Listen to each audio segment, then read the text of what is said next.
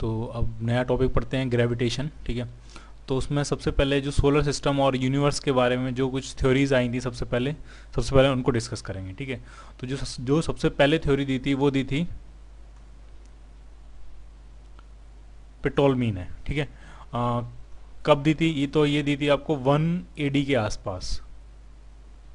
ठीक है, और उस थ्योरी का नाम था जियोसेंट्रिक थ्योरी। ठीक है, कंसेप्ट उसमें ये था कि उन्होंने ये कहा था कि जो अर्थ है वो पूरे यूनिवर्स के सेंटर में, जैसा कि मैंने यहाँ पिक्चर में बनाया गया कि ये जो अर्थ है ये पूरे यूनिवर्स के सेंटर में है। ठीक है, और बाकी सारी जितनी भी हेवनली बॉडीज हैं, सन है, प्लैनेट्स हैं, और जो भी स्टार्स वगैरह जो कुछ भी हैं, ठीक है, वो सारे।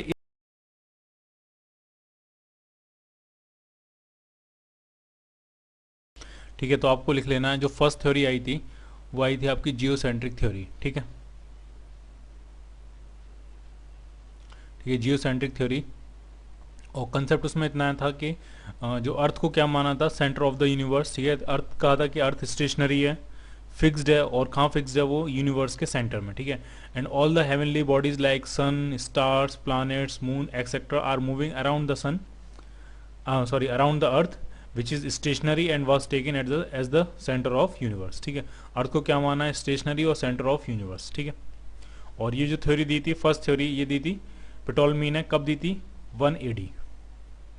क्लियर? ठीक है, उसके बाद जो नेक्स्ट थ्योरी आई वो दी आर्यभट्ट ने। ठीक है, आर्यभट्ट। ठीक है, कुछ लोग कहते हैं ये केरला में इनका जन्म हुआ था, और ये बाद में फिर मगध आए थे स्टडी करने के लिए, और कुछ लोग कहते हैं कि ये मगध में ही पैदा हुए थे। ठीक है, और इन्होंने जो थ्योरी दी मेनली, वो उन्होंने ये कहा कि ऐसा नहीं है कि अर्थ सेंटर में, उन्होंने कहा कि नहीं, अर्थ सेंटर में नहीं है, एक्चुअल में जो सेंटर में है वो है सन।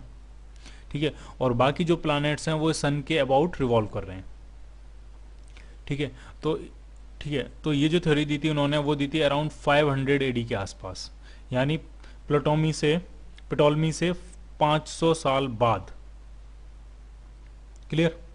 ठीक है, तो आपको जो नोट डाउन करना है, in 500 AD Aryabhatta concluded that earth revolves around the sun and also rotates on its axis like other planets. ठीक है, आर्यभट्ट ने क्या कहा कि सेंटर में जो है वो सन है, और बाकी जो प्लैनेट्स हैं और अर्थ भी उन्हीं प्लैनेट्स की तरह अपनी एक्सिस पर भी रोटेट करती है और सन के अराउंड भी रिवॉल्व करती है। ठीक है, लेकिन बस प्रॉब्लम ये हुई कि ये जो उसके आइडियाज़ थे वो वेस्टर्न वर्ल्ड तक कम्युनिकेट नहीं कर पाए, यानी वेस्टर्न वर्ल्ड जो था, जो यूरोप वगैरह के लोग थे, वो इस टाइम भी यही समझते रहे कि सेंटर में जो है वो अर्थ है, और बाकी जो प्लैनेट्स हैं वो उसके अबाउट मूव करते हैं, और जो सन है वो भी अर्थ के अबाउट मूव करता है। ठीक है, यानी इंडिया में जो थ्योरी चल रही थी वो थी कि सन सेंटर में, और जो यूरोप वगैरह में जो थ्योरी चल रही थी उसमें जो सेंटर में था वो थी अर्थ। क्लियर?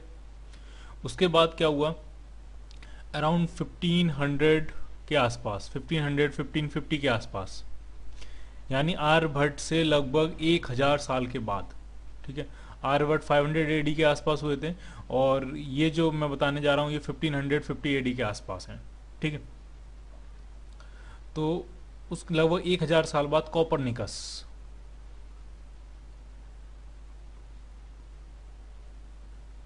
ठीक है, कॉपरनिकस ने ये कहा कि नहीं, ऐसा नहीं है कि अर्थ सेंटर में। कॉपरनिकस ने ये कहा कि उन्हें तो आर्यभट्ट के बारे में कुछ पता नहीं था। ठीक है, उन्होंने अपनी रिसर्च की और उससे उन्होंने ये बताया कि जो सेंटर में है वो सन है। ठीक है, और इस थ्योरी को उन्होंने जो नाम दिया वो कहा हीलियोसेंट्रिक थ्योरी। हीलियो जो वर्ड है वो सन के लिए यूज किया जाता है। ठीक है, उन्होंने कहा सन सेंटर में, और बाकी जो प्लैनेट्स हैं वो सन के अराउंड मूव करते हैं। ठीक है, तो आपको जो नोट डाउन करना है, इन 1543 Copernicus suggested that sun is stationary and planets are revolving around it. This is called heliocentric theory. ठीक है, पहली जो थ्योरी थी यूरोप में जो चल रही थी उसका नाम था जियोसेंट्रिक थ्योरी। ठीक है, आर्यभट्ट बीच में आए, उन्होंने कुछ कहा, लेकिन वो वेस्टर्न वर्ल्ड तक पहुंच नहीं पाया, यूरोप तक पहुंच नहीं पाया, वो इंडिया में ही समिट के रह गया। ठीक है, तो फिर कॉपरनिकस ने उसको दोबारा से रीडिस्कवर किया। ठीक है, और वो लगभग 1000 साल के बाद। ठीक है, और इस थ्योरी का नाम क्या दिया? Heliocentric theory. ठीक है, और इस थ्योरी को लेटर बाद में किसने सपोर्ट किया? गैलीलियो ने। ठीक है, उसके बाद जो नाम आता है वो आता है टाइको ब्राहे। ठीक है, इसको अगर हम दानिश में प्रोनाउंस करेंगे तो ये है टीको ब्राहे।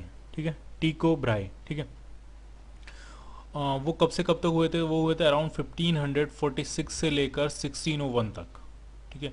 और उन्होंने अपनी पूरी लाइफ जो इन्वेस्ट की वो ऑब्जर्वेशन लेने में, ठीक है। वो नेकेड आई से ऑब्जर्वेशन लेते थे, ठीक है, प्लैनेट्स की पोजीशन, सन की पोजीशन, मून की पोजीशन, ठीक है, और उनका मूवमेंट कैसे होता है वो सब कुछ, ठीक है। तो उन्होंने एक बहुत बड़ा डाटा इकट्ठा किया, ठीक है, पूरी लाइफ तक ऑब्जर्वेशन लिए सारे, और बहुत बड़ा एक डाटा इकट्ठा किया, सबकी पोजीशंस और सबके मूवमेंट्स को उन्होंने रिकॉर्ड किया, ठीक है, बहुत ही प्रिसीजन के साथ, ठीक है।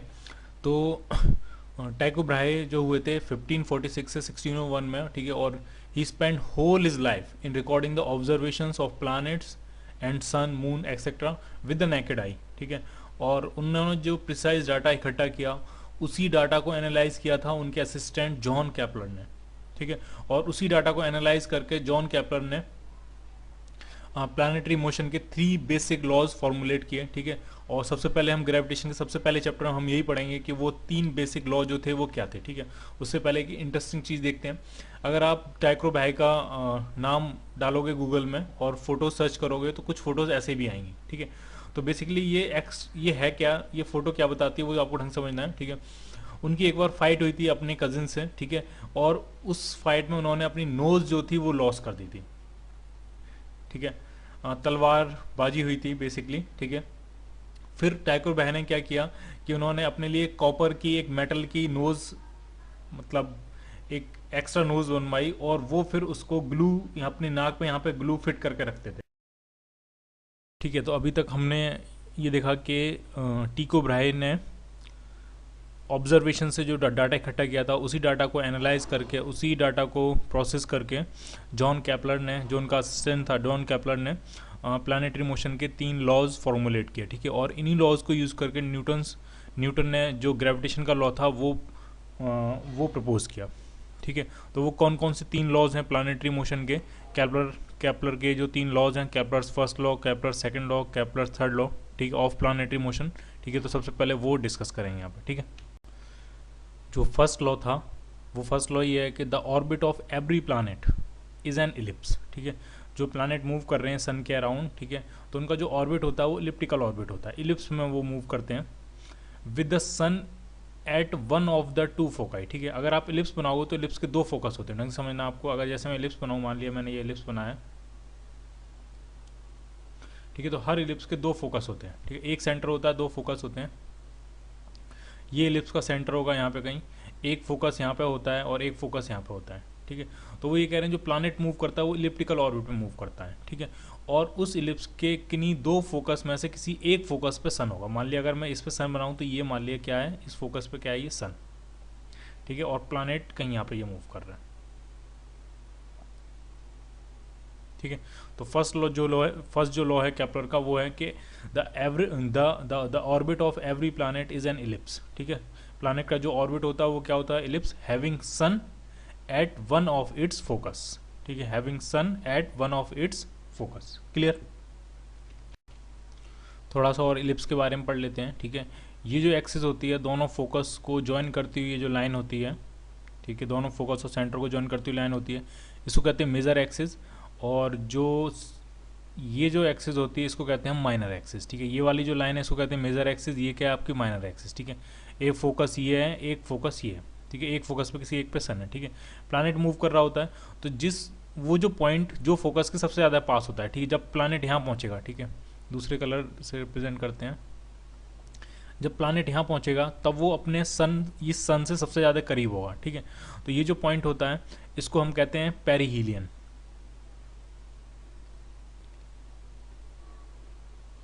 ठीक है। ये जो पॉइंट पी कह देते हैं इसको, ठीक है। जब प्लानट सन के सबसे ज़्यादा करीब होता है तो इसको कहते हैं हम पेरिहीलियन, ठीक है।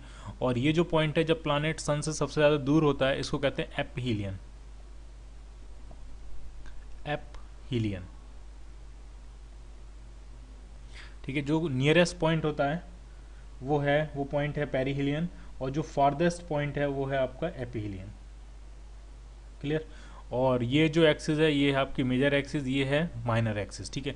अगर हम इस एक्सिस का हाफ पार्ट लेंगे, मान ली इतनी लेंथ की बात करें, तो ये आपकी सेमी मेजर एक्सिस। अगर हम इसका हाफ पार्ट लें तो ये आपकी सेमी माइनर एक्सिस। क्लियर?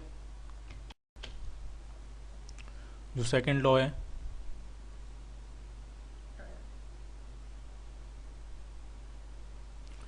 वो सेकंड लॉ ये है कि a line joining a planet and the sun sweeps out equal area during equal time during equal interval of time. इसको ढंग से समझना, जैसे मान लिया एक फोकस पे ये सन है, ठीक है, ये सन है, और मान लिया कहीं प्लानट है, मान लिया अभी यहाँ पे कहीं ये प्लानट है पी। तो जो लाइन सन और प्लानट को जोड़ेगी, जो वेक्टर होगा, पोजीशन वेक्टर होगा प्लानट का,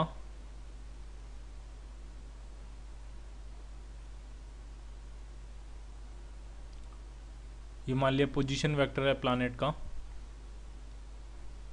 उसको वेक्टर आर कह देते हैं। ये पोजीशन वेक्टर है प्लानट का, लेकिन ये किसके रिस्पेक्ट में पोजीशन वेक्टर, ये है सन के रिस्पेक्ट में, ठीक है। तो ये जो पोजीशन वेक्टर है वो इक्वल टाइम में इक्वल एरिया स्वीप करेगा, ठीक है। मतलब अगर आपने उसको कोई fix time interval delta T यहाँ दिया है, ठीक है, तो प्लानट मान लिया मूव करते करते यहाँ तक आ गया, पी डैश, ये फाइनल पोजीशन है इसकी, ठीक है। तो ये मूव करते करते यहाँ आ गया, तो ये जो पोजीशन वेक्टर होगा वो कितना एरिया स्वीप करेगा, तो पोजीशन वेक्टर का यहाँ पे आ जाएगा, ठीक है। तो जो एरिया स्वीप करेगा पोजीशन वेक्टर वो ये एरिया होगा, क्लियर, ठीक है। जितना पोजीशन वेक्टर ने इतना एरिया, डेल्टा एरिया अगर हम इसको बोलें तो इतना, ये जो डेल्टा एरिया ये कितने टाइम में स्वीप किया, तो वो टाइम है डेल्टा टी टाइम लिया उसने, ठीक है।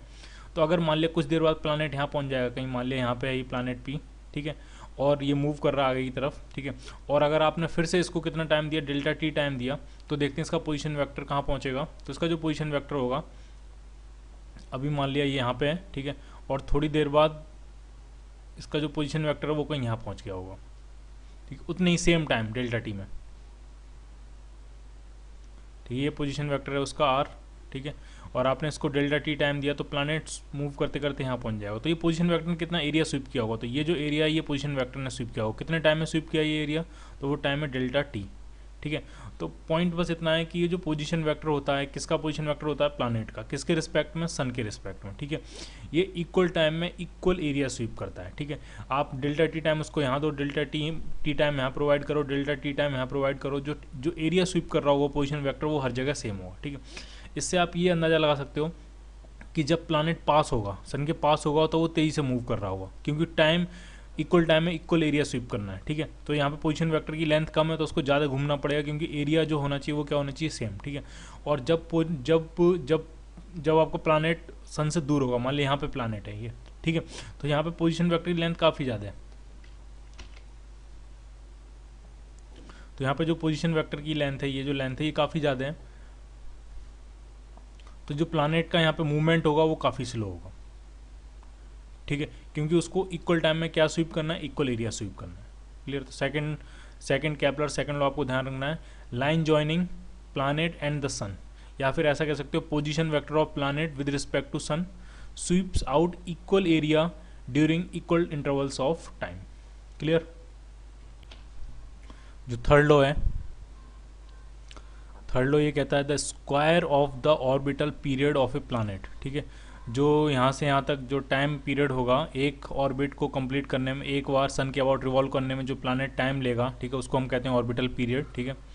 तो उस पीरियड को अगर हम टी से रिप्रेजेंट करें तो ये कह रहे हैं टी का जो स्क्वायर होगा, the square of the orbital period of a planet is directly proportional to the cube of the semi major axis of the orbit. ये जो सेमी मेजर एक्सिस होती है, अगर ये ऑर्बिट, ये उसका इलिप्टिकल ऑर्बिट का सेंटर है, तो उसका जो हाफ पार्ट होता है इसको हम कहते हैं सेमी मेजर एक्सिस, और इसको रिप्रेजेंट करते हैं ए से। ये जो होती है ये होती है सेमी माइनर एक्सिस, उसको रिप्रेजेंट करते हैं हम बी से, और इलिप्स की जो एसेंट्रिसिटी होती है उसको हम लिखते हैं ई, ठीक है। तो यहाँ पे सिर्फ ये कह रहे हैं कि जो यहाँ पे कहीं सन होगा, मान लिया ये कहीं सन है, ये कह रहे हैं कि प्लैनेट को एक ऑर्बिट कंप्लीट करने में जो टाइम लगता है, टाइम का जो स्क्वायर है वो सेमी मेजर एक्सिस यानी ए के क्यूब के प्रोपोर्शनल है, क्लियर। टाइम का जो ऑर्बिटल पीरियड का जो स्क्वायर है, ठीक है, वो किसके क्यूब के प्रोपोर्शनल है, सेमी मेजर एक्सिस, और सेमी मेजर एक्सिस को हम किस रिप्रेजेंट करते हैं, ए से, ठीक है। तो T square is proportional to a cube, ठीक है। इस थर्ड लॉ को हम लॉ ऑफ पीरियड्स भी कहते हैं, क्योंकि ये टाइम पीरियड के बारे में इंफॉर्मेशन देता है। जो सेकंड लॉ है वो एरिया के बारे में इंफॉर्मेशन देता है, इसको हम लॉ ऑफ एरिया कहते हैं। इसके हिसाब से इक्वल टाइम में इक्वल एरिया स्वीप करता है position vector of planet with respect to sun. ये जो लाइन जॉइनिंग है, प्लानट और सन को लाइन जॉइन करने वाली ये जो लाइन है वो इक्वल टाइम में इक्वल एरिया स्वीप करता है, इसको हम कहते हैं लॉ ऑफ एरिया, ठीक है। या इसको हम ऐसे भी कह सकते हैं कि प्लानट की जो एरियल वेलोसिटी है, प्लानट की जो एरियल वेलोसिटी है, एरियल वेलोसिटी है वो कांस्टेंट होती है, ठीक, इक्वल टाइम में इक्वल एरिया स्वीप करता है, ठीक है, लॉ ऑफ एरिया भी कहते हैं। और जो फर्स्ट लॉ है वो आपको ऑर्बिट्स के बारे में इंफॉर्मेशन देता है कि जो उसके ऑर्बिट्स हैं वो सर्कुलर हैं कि इलिप्टिकल हैं, तो इसलिए इसको कहते हैं लॉ ऑफ ऑर्बिट्स। क्लियर, ठीक है। जैसे हम सर्कल बनाएं, जैसे मान लीजिए मैंने ये सर्कल बनाया, ठीक है, सर्कल में चाहे आप ये रेडियस लो या ये रेडियस लो, दोनों इक्वल होती हैं, इसको भी हम क्या कहते हैं आर, इसको भी हम क्या कहते हैं आर, ठीक है। लेकिन इलिप्स में ये दोनों रेडियस इक्वल नहीं होती, एक रेडियस ज़्यादा होती है, एक रेडियस कम होती है, ठीक है। सर्कल को अगर हम डिस्टॉर्ट कर दें, सर्कल को अगर हम डिस्टॉर्ट कर दें, ऐसे पिचका दें, इसको हम ऊपर से पिचका दें, नीचे से पिचका दें, तो वही क्या बन जाता है, इलिप्स बन जाता है, ठीक है। तो जो सर्कल जितना ज़्यादा डिस्टॉर्ट होगा उसकी एसेंट्रिसिटी तो वो इलिप्स बन जाएगा, जब हम सर्कल को डिस्टॉर्ट करेंगे तो वो क्या बन जाएगा, इलिप्स, ठीक है। तो जितना ज़्यादा डिस्टॉर्ट करेंगे उसकी एसेंट्रिसिटी उतनी ज़्यादा होती जाएगी, ठीक है। मैं एसेंट्रिसिटी के बारे में आपको इन्फॉर्मेशन दे रहा हूँ कि एसेंट्रिसिटी का बेसिकली फिजिकल सिग्निफिकेंस होता क्या है, क्या होती है एसेंट्रिसिटी, ठीक है। सर्कल है तो ये बिल्कुल भी डिस्टॉर्टेड नहीं है, तो इसकी एसेंट्रिसिटी जीरो होगी, ठीक है। एसेंट्रिसिटी को हिंदी में कहते हैं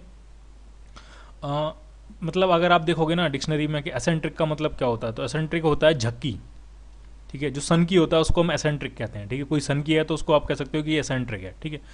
तो अगर जिसकी एसेंट्रिसिटी जितनी ज़्यादा है इसका मतलब वो उतना ज़्यादा झक्की है। झक्की का मतलब ये यहाँ पे जो मतलब है वो है कि वो उतना ज़्यादा डिस्टॉर्टेड है, ठीक है। अगर बिल्कुल डिस्टॉर्टेड नहीं है, परफेक्ट सर्किल है, तो इसका मतलब उसका झक्कीपन जीरो है, यानी उसकी एसेंट्रिसिटी क्या है, जीरो, ठीक है। फिर जैसे जैसे जो उसकी एसेंट्रिसिटी है वो बढ़ती जाएगी, वैसे वैसे वो और डिस्टॉर्ट होता जाएगा, और डिस्टॉर्ट होता जाएगा। और अगर मान लिया ऐसे हो गया बिल्कुल, तो उसकी एसेंट्रिसिटी जो है वो काफ़ी ज़्यादा इन्फानाइट हो सकती है। क्लियर। तो जो एसेंट्रिसिटी का जो फॉर्मूला होता है, एसेंट्रिसिटी में ए है सेमी मेजर एक्सिस, बी है आपकी सेमी माइनर एक्सिस, और ई है एसेंट्रिसिटी। इनमें जो रिलेशन होता है वो आता है आपका कुछ ऐसे होता है, ई स्क्वायर, ऐसे नहीं, कुछ आप ऐसे लिखो इसको, b square is equal to a square into 1 minus e square, कुछ इस तरह से होता है, ठीक है। और अगर एसेंट्रिसिटी जीरो है, ढंग से समझना इस फॉर्मूले में, अगर यहाँ पे एसेंट्रिसिटी जीरो है तो इसका मतलब बी और ए इक्वल होंगे, इसका मतलब वो जो इलिप्स होगा वो बेसिकली सर्कल होगा, ठीक है। और एसेंट्रिसिटी अगर मान लिया 1 हो गई, एसेंट्रिसिटी मान लिया अगर आपकी 1 हो गई, तो 1 माइनस 1 कितना हो जाएगा, ये 0, तो इसका मतलब बी की वैल्यू कितनी हो जाएगी, 0। तो वो इलिप्स बिल्कुल ऐसे हो जाएगा, उसकी सेमी मेजर एक्सिस तो होगी लेकिन सेमी माइनर एक्सिस ऑलमोस्ट कितनी हो चुकी होगी, 0, ठीक है। तो आपको ध्यान रखना जो एसेंट्रिसिटी है इलिप्स के केस में वो 0 और 1 के बीच में वेरी करती है। अगर 0 है तो इसका मतलब वो जो इलिप्स है वो बेसिकली सर्कल है, और अगर 1 है तो वो बिल्कुल एकदम एक्सेंट्रिक इलिप्स है, उसकी जो सेमी माइनर एक्सिस है वो कितनी हो चुकी है, 0 हो चुकी है, ठीक है। ठीक है, तो ये यहाँ पे थोड़ा सा देखते हैं। जैसे मान लें ये आपका प्लानट है पी, और ये जो है वो आपका सन है, ठीक है। और ये एक ऐसे ऑर्बिट में घूम रहा है जिसकी एसेंट्रिसिटी 0, अगर आप यहाँ देख रहे होगे तो यहाँ पे जो एसेंट्रिसिटी है वो 0 है,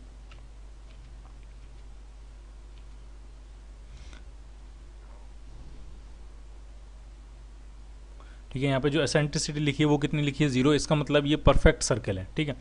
अब अगर इसको मैं एसेंट्रिसिटी को बढ़ाना शुरू करूँ तो आप देखना धीरे धीरे जैसे जैसे एसेंट्रिसिटी बढ़ती जा रही है, ये जो सर्कल है वो डिस्टॉर्ट होता जा रहा है। ये देखिए सर्कल कि ये जो लेंथ है वो बढ़नी शुरू हो गई है और ये वाली लेंथ कम होनी शुरू हो गई है,